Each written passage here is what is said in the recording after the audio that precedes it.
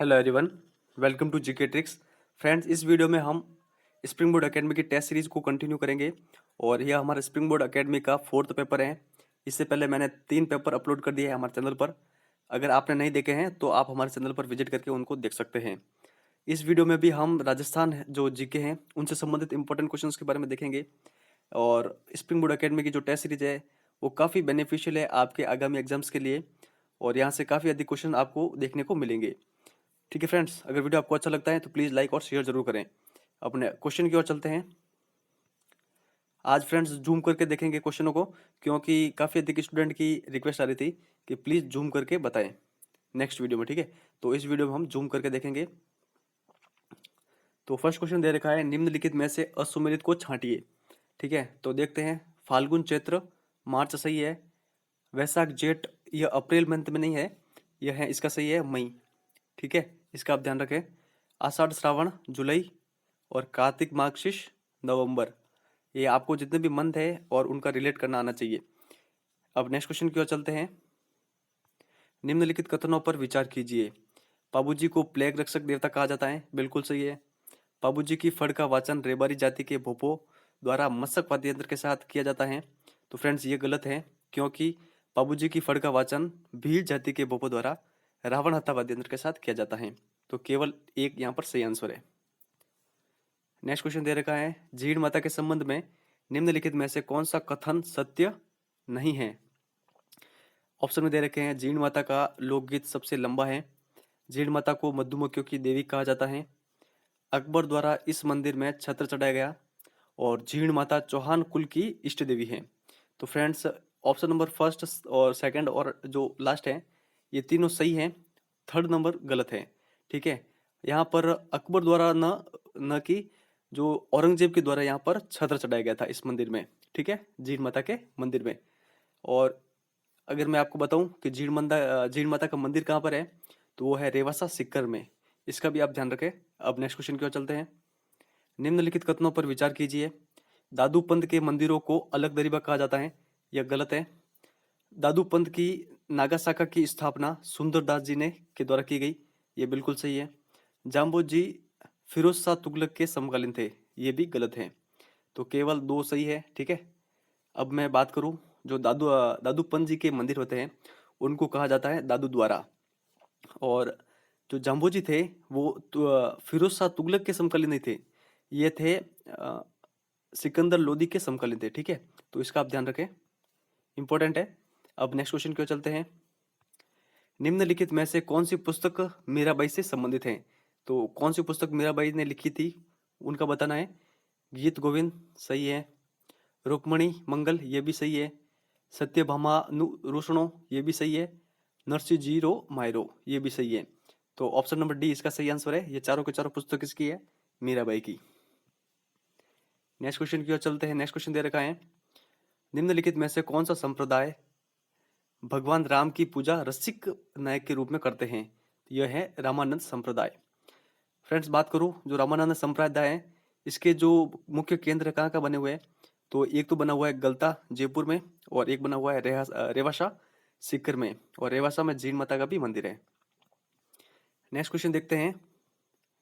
विवाह के अवसर पर महिलाओं द्वारा किया जो गाए जाने वाले गीत जिसमें गालिया का प्रयोग किया जाता है वो कौन से हैं, वो है सींठनी। वो कौन से है, सींठनी। ठीक है, नेक्स्ट क्वेश्चन देखते हैं। निम्नलिखित कथनों पर विचार कीजिए। तालबंदी राजस्थान में शेखावटी क्षेत्रों में प्रचलित लोक गायन शैली है। और सेकंड कथन दे रखा है, तालबंदी गायन शैली में नगाड़ा कमायचा सारंगी वाद्य यंत्रों का प्रयोग किया जाता है। तो फ्रेंड्स बता दूं, ये दोनों जो दोनों दे रखे हैं दोनों गलत है कथन, क्योंकि जो तालबंदी लोक गायन शैली है ये फेमस है सवाई माधोपुर और करौली की, न कि शेखावटी की। ठीक है, और जो तालबंदी गायन शैली में जो केवल नगाड़ा का प्रयोग किया जाता है, कमायचा और सारंगी का यूज नहीं किया जाता है। तो यहाँ पर दोनों गलत है, तो कोई नहीं, सत्य कोई नहीं है। ठीक है, नेक्स्ट क्वेश्चन की ओर चलते हैं।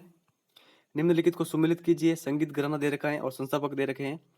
तो जो जयपुर घराने के जो संगीत घराने के संस्थापक थे वो थे मदरंग जी। किराना घराने के थे बंदे अली खां। और डागर जी थे, डागर घराना संगीत घराने के थे बहराम खां। और अतरौली संगीत घराने के थे साहब खां। इस तरह इसका सही आंसर होगा ऑप्शन नंबर डी। ठीक है, अब नेक्स्ट क्वेश्चन की ओर चलते हैं। नेक्स्ट क्वेश्चन देखते हैं, गुड़ला नृत्य से संबंधित निम्नलिखित कथनों पर विचार कीजिए।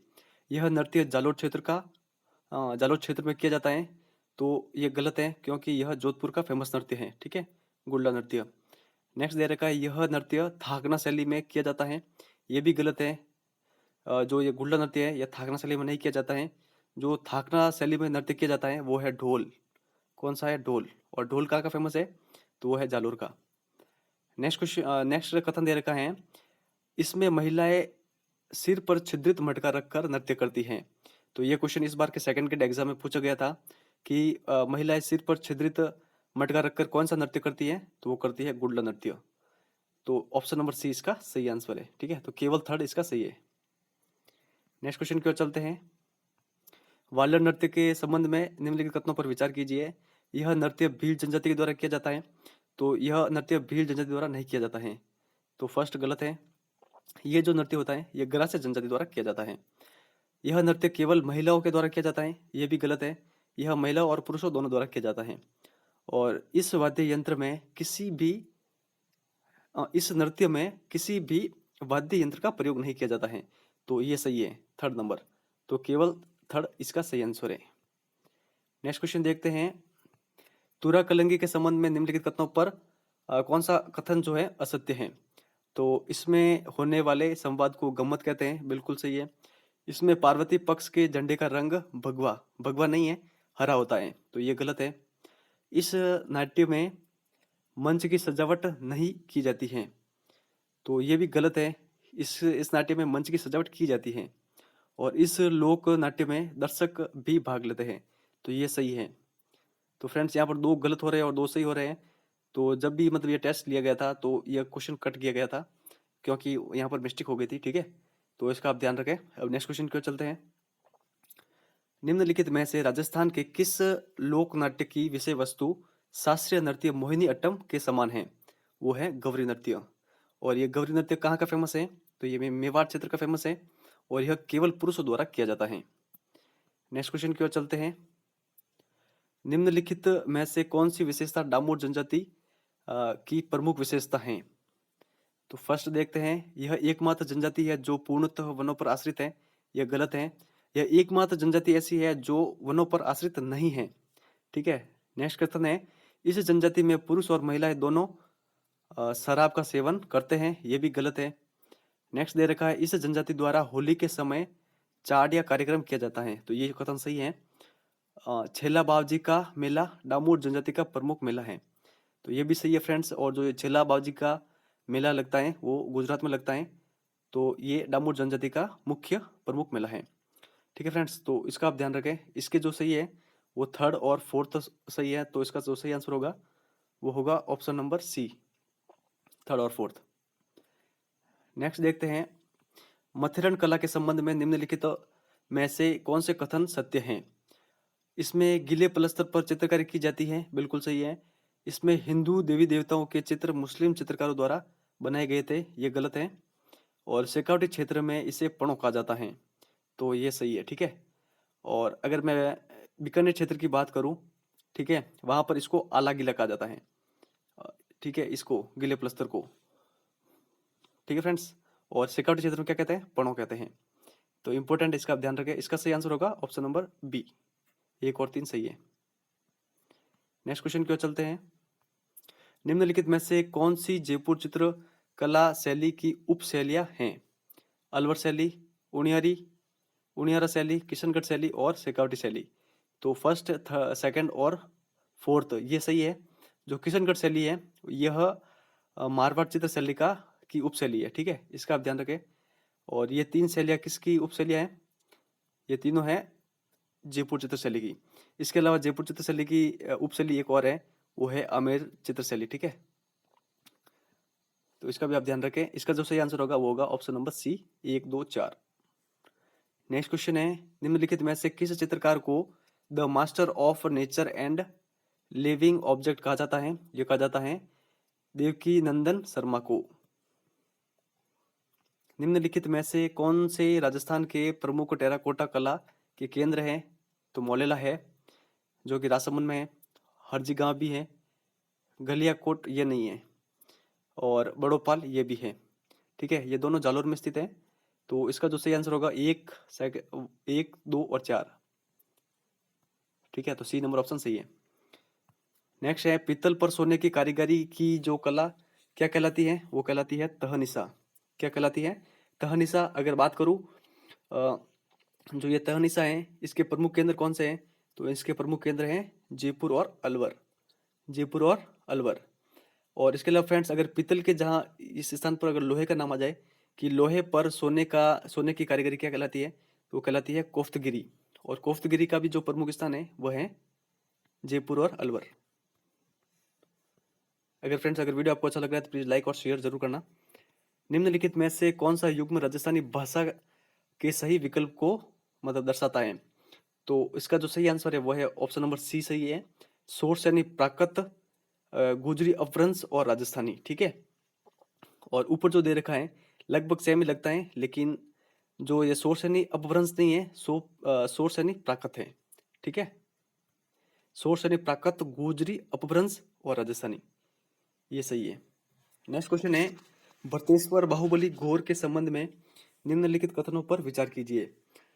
इसकी रचना ब्रजसेन सूरि द्वारा की गई और यह राजस्थानी भाषा का सबसे प्राचीनतम किताब है। तो फ्रेंड्स ये दोनों कथन सही हैं भरतेश्वर बाहुबली घोर से संबंधित। ठीक है, अब नेक्स्ट क्वेश्चन की ओर चलते हैं। निम्नलिखित में से असुमेलित को छांटिए। तो फ्रेंड्स यहाँ पर जो असुमेलित है वह है option number D, Shivchandra Bhartiya. अब बात करते हैं ये जो तीनों सुमेलित है ये इंपॉर्टेंट है। यादवेंद्र शर्मा चंद्र की जो बुक है वो है तासरोगर। रागे राघव की है मुर्दों का टिल्ला, और चंद्रधर शर्मा गुलेरी की है उसने कहा था। तो इनका आप जरूर ध्यान रखें, और ये काफी इंपॉर्टेंट है। मुर्दों का टिल्ला किसकी है? रागे राघव की। नेक्स्ट क्वेश्चन दे रखा है राजस्थानी भाषा में लिखे गए ग्रंथ जिसमें इतिहास के साथ साथ सामाजिक और आर्थिक स्थिति का भी वर्णन मिलता है वो क्या कहलाते हैं? तो वो कहलाते हैं विगत। क्या कहलाते हैं? विगत। इसका इंपॉर्टेंट है फ्रेंड्स, इसका जरूर ध्यान रखना आप कि राजस्थानी भाषा में लिखे गए ग्रंथ। ठीक है, ये क्या है? एक ग्रंथ है राजस्थानी भाषा में लिखे गए और इनमें इतिहास के साथ साथ सामाजिक और आर्थिक स्थिति का वर्णन मिलता है। नेक्स्ट क्वेश्चन दे रखा है निम्नलिखित में से कौन सी ढूंढाड़ी भाषा की उपबोलियां हैं?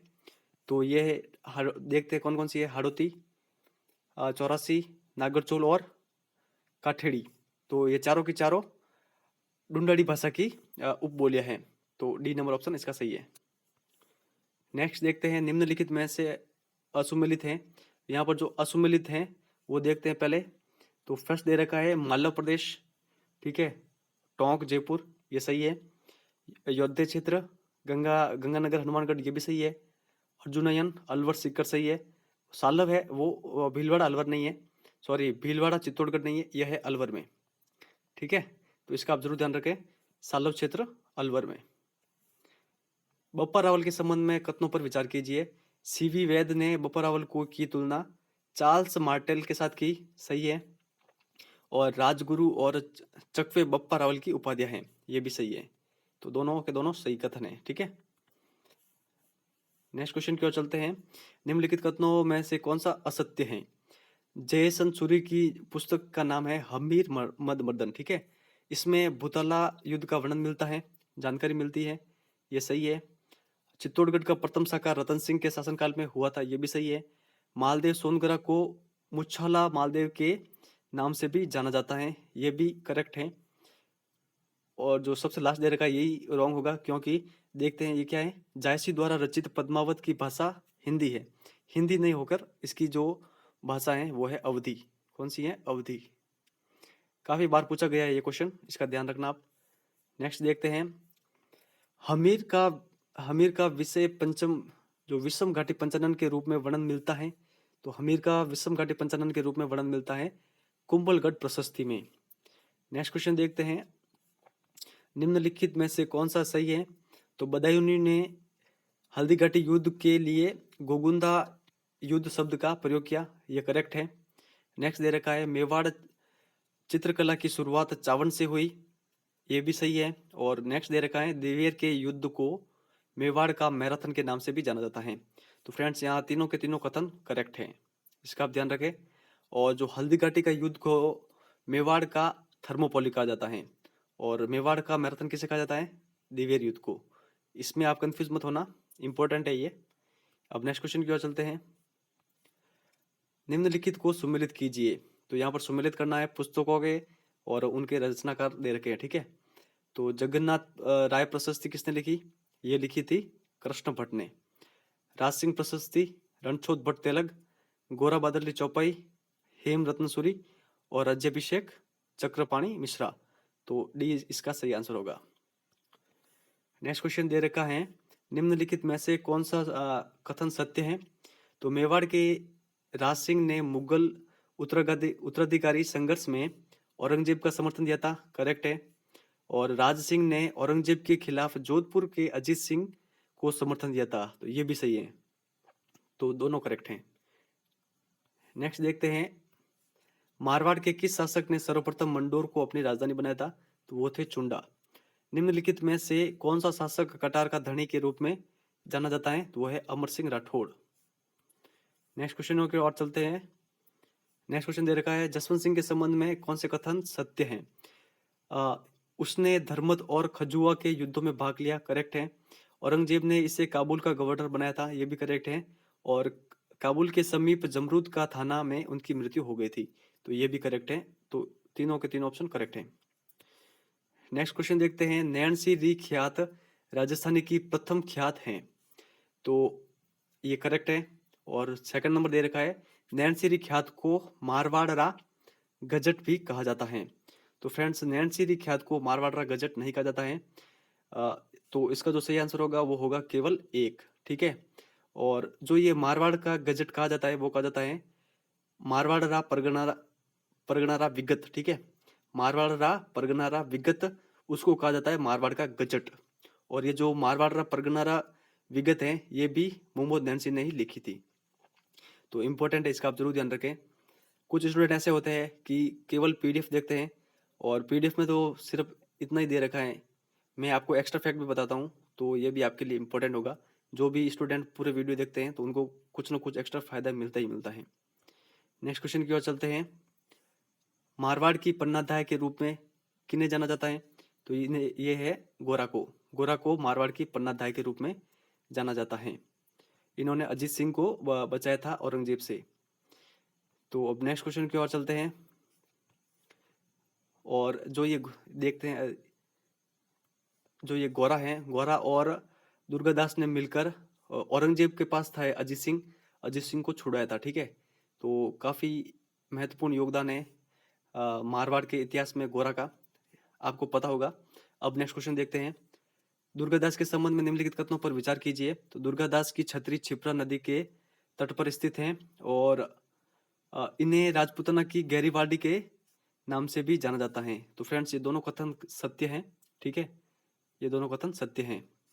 इन दुर्गादास की छतरी का क्वेश्चन काफी अधिक एग्जाम में पूछा गया है, तो जरूर ध्यान रखना। इनकी छतरी कहाँ है? क्षिप्रा नदी के तट पर, और इन्हें राजपूताना का गहरीवाड़ी भी कहा जाता है। नेक्स्ट क्वेश्चन की ओर चलते हैं। नेक्स्ट क्वेश्चन दे रखा है, आयो अंग्रेज मुल्क रे ऊपर गीत के रचयिता कौन है? बांकीदास जी, ठीक है। नेक्स्ट क्वेश्चन देखते हैं, रातीघाटी युद्ध, जो रातीघाटी का युद्ध था वो जैतसी और कामरान के मध्य लड़ा गया था, और बिट्टू सुज्जा के राव जयसिरो छंद से रातीघाटी युद्ध के बारे में जानकारी मिलती है। तो फ्रेंड्स, यहाँ पर जो सत्य कथन ढूंढना है, तो दोनों के दोनों कथन सत्य हैं, ठीक है। अब नेक्स्ट क्वेश्चन की ओर चलते हैं। नेक्स्ट क्वेश्चन दे रखा है, बीकानेर के राय सिंह अकबर और जहांगीर दोनों के मनसबदार थे। और यहाँ पर क्या दे रखा है, वैदिक वंशावली और ज्योतिष रत्न किताबें राय सिंह के दरबारी विद्वान मुंशी देवी प्रसाद द्वारा लिखी गई थी। तो फ्रेंड, इसका जो सही आंसर है वो है केवल एक, यानी बीकानेर के जो राय सिंह थे वो अकबर और जहांगीर दोनों के मनसबदार थे। इसका आप ध्यान रखें, इंपॉर्टेंट क्वेश्चन है, एक दो एग्जाम में पूछा गया है कि जो बीकानेर के राय सिंह है वो किन दो मुगल बादशाहों के मनसबदार रहे थे? तो वो है अकबर और जहांगीर। नेक्स्ट क्वेश्चन देखते हैं, जेम्स टोड ने पृथ्वीराज राठौड़ को डिंगल का हॉरेस कहा था, गलत है। एलपी टेस्टिटोरी ने कहा कि वैली कृष्ण रुक्मणी री में 10,000 घोड़ों का बल है, ये भी गलत है। फ्रेंड्स, जो ये पृथ्वीराज राठौड़ को डिंगल का हॉर्स कहा था, वो कहा था एलपी टेस्टिटोरी ने। और जो ये वैली किशन रुक्मिणी में 10,000 घोड़ों का बल है, ये कहा था जेम्स टॉड ने। उल्टा दे रखा है। तो यहाँ पर असत्य कथन कौन से हैं? तो फर्स्ट और सेकंड दोनों, ठीक है, दोनों असत्य हैं। नेक्स्ट क्वेश्चन दे रखा है, निम्नलिखित पर विचार कीजिए। कर्णभूषण, काव्य डाकिनी और साहित्य कल्पद्रुम उपयुक्त में से कौन सी पुस्तकें गंगाधर मैथिल के द्वारा लिखी गई? फ्रेंड, जितनी भी बुकें आ रही है काफी इंपॉर्टेंट है और ये राजस्थान साहित्य के अंतर्गत आती हैं और यहाँ से हर एग्जाम में मतलब काफी अधिक क्वेश्चन आते हैं, तो इनके लेखक आपको याद होने चाहिए। तो मैं बता देता हूँ, जो ये गंगाधर मैथिल की बुकें हैं वो केवल दो हैं, कर्णभूषण और काव्य डाकिनी। और ये जो साहित्य कल्पद्रुम पुस्तक है, यह है कर्ण सिंह की, ठीक है। और इन्हीं कर्ण सिंह के जो दरबारी विद्वान थे गंगाधर मैथिल। तो इंपॉर्टेंट है, इसका आप ध्यान रखें। अब नेक्स्ट क्वेश्चन की ओर चलते हैं। बीकानेर के अनूप सिंह के संबंध में निम्नलिखित कथनों पर कौन से कथन सत्य हैं? ठीक है, तो यहाँ पर कथन दे रखे हैं। अनूप सिंह ने उस्ता कला के विकास को बढ़ावा दिया। अनूप सिंह ने गीत गोविंद पर टीका लिखी और औरंगजेब ने इसे माही भरतद्वीप की उपाधियां दी थी। तो तीनों के तीनों कथन करेक्ट हैं। ऑप्शन नंबर डी इसका सही आंसर है। अब नेक्स्ट क्वेश्चन की ओर चलते हैं। बीकानेर के गंगा सिंह के संबंध में निम्नलिखित कथनों पर विचार कीजिए। तो यहाँ पर दे रखा है, बितानियों ने इसे केसरे हिंद की उपाधि दी। तो यहाँ पर जो ये लिखा है बितानियों नहीं है, ब्रिटेनियों ने, ठीक है। ब्रिटिश लोगों ने इन्हें केसरे हिंद की उपाधि दी थी। इन्होंने प्रजा प्रतिनिधि सभा की स्थापना की थी और इन्होंने पेरिस की शांति सम्मेलन में भाग लिया था। तो फ्रेंड्स, ये जो तीनों कथन है स्टेटमेंट करेक्ट है गंगा सिंह के संबंध में। बीकानेर के राजा थे। अब नेक्स्ट क्वेश्चन की ओर चलते हैं। नेक्स्ट क्वेश्चन दे रखा है, बीकानेर राठौड़ारी ख्यात दयाल दास जी की पुस्तक है, एकदम करेक्ट है। बीकानेर राठौड़ारी ख्यात जोधपुर और बीकानेर दोनों के राठौड़ों का इसमें वर्णन मिलता है। तो इसका जो सही आंसर है, ये भी कथन सेकंड नंबर भी कथन सत्य है। तो यहाँ पर क्या क्या दे रखा है, उपयुक्त में से कौन से कथन असत्य हैं? तो यहाँ पर कोई भी असत्य नहीं है, तो कोई नहीं इसका सही आंसर है। नेक्स्ट देखते हैं, बिजोलिया अभिलेख के संबंध में कथनों पर विचार कीजिए। तो बिजोलिया अभिलेख से जानकारी मिलती है कि चौहान जो शासक थे वो थे सूर्यवंशी। तो यह कथन गलत है। बिजोलिया जो शिलालेख था उसमें चौहानों को कहा गया है वत्स गोत्रीय ब्राह्मण। तो ये गलत हो गया। और नेक्स्ट कथन दे रखा है, बिजोलिया अभिलेख का रचयिता गुणभद्र था। तो सेकंड नंबर सही है। तो उपयुक्त में से कौन से कथन सही हैं? तो केवल दो सही है। अब नेक्स्ट क्वेश्चन की ओर चलते हैं। नेक्स्ट क्वेश्चन कथन जो क्वेश्चन दे रखा है, विग्रहराज चतुर के संबंध में निम्नलिखित कथनों पर मतलब जो कथन सत्य है वो देखना है। तो कथन दे रखे, उसने दिल्ली के तोमरों को पराजित किया। सोमदेव इसका दरबारी विद्वान था। पुष्कर में वराह मंदिर का निर्माण करवाया था। इसने हरिकली नामक नाटक की रचना की थी। तो फ्रेंड्स, यहाँ पर जो सही कथन है वो है फर्स्ट, सेकंड और फोर्थ नंबर पर, ठीक है। विग्रहराज चतुर्थ ने वराह मंदिर का निर्माण नहीं करवाया था। अब मैं बताता हूँ कि पुष्कर के वराह मंदिर का निर्माण किसने करवाया था। तो ये कराया था अर्णोराज ने, ठीक है। किसने कराया था? अर्णोराज ने। तो ये इंपॉर्टेंट है, इसका आप जरूर ध्यान रखें। बाकी तीनों करेक्ट स्टेटमेंट है। नेक्स्ट क्वेश्चन की ओर चलते हैं। नेक्स्ट क्वेश्चन दे रखा है, सुमेलित करना है, रचना और लेखक दे रखे हैं। तो अब देखते हैं, जो नरपति नाला है यह है बिसल देव की, ठीक है। जो ललित विग्रहराज है यह है सोमदेव की। और श्राद्ध प्रयोग चिंतामणि यह है अनूप सिंह की। और ये जो राय सिंह प्रशस्ति है यह है जैता की। इस तरह इसका जो सही आंसर होगा वो होगा ऑप्शन नंबर ए, ठीक है। इंपॉर्टेंट क्वेश्चन है फ्रेंड्स, काफी अधिक मतलब स्प्रिंग बोर्ड एकेडमी की यही रहती है कि यहाँ से अधिक क्वेश्चन आते हैं एग्जाम में, तो इसीलिए वो काफी अधिक ये रचनाएं और रचनाकारों के मतलब क्वेश्चन देते हैं। अब नेक्स्ट क्वेश्चन देखते हैं। फ्रेंड्स, इस वीडियो में हम 50 क्वेश्चन नहीं लेते हैं क्योंकि वीडियो काफी लंबा हो जाएगा फिर। तो अब देखते हैं ये क्वेश्चन, अर्ली चौहान डायनेस्टी के लेखक कौन है? तो अर्ली चौहान डायनेस्टी के लेखक हैं दशरथ शर्मा। और लास्ट क्वेश्चन देखते हैं, निम्नलिखित में से निम्नलिखित को सुमेलित कीजिए। व्यक्ति दे रखे हैं और प्रजामंडल दे रखे हैं। तो अमृतलाल पायक प्रतापगढ़ सही है। मीठालाल व्यास जैसलमेर सही है। और जो ये वृद्धि शंकर त्रिवेदी है ये सिरोही। और भंवरलाल निगम कुशलगढ़। ठीक है, तो अब देखते हैं जो इसका सही आंसर होगा वो होगा ऑप्शन नंबर डी। आप देख सकते हैं ऑप्शन नंबर डी। तो डी में वह ए का दे रखा है, फर्स्ट सही है अमृतलाल पायक प्रतापगढ़। फिर बी का सेकंड दे रखा है मीठालाल व्यास जैसलमेर। फिर वृद्धिशंकर त्रिवेदी का दे रखा है सिरोही। और भंवरलाल निगम का दे रखा है कुशलगढ़। ठीक है, तो फ्रेंड्स अगर वीडियो आपको अच्छा लगा तो प्लीज़ लाइक और शेयर जरूर करें। और जितने भी क्वेश्चन बाकी रह गए हैं वो मैं नेक्स्ट वीडियो में प्रोवाइड कराऊंगा, ताकि वीडियो काफ़ी लंबा ना हो और अपलोड करने में भी मुझे कोई प्रॉब्लम नहीं हो। ठीक है, तो फ्रेंड्स प्लीज़ लाइक और शेयर जरूर करना। इस वीडियो में इतना ही। Thank you very much for discussion.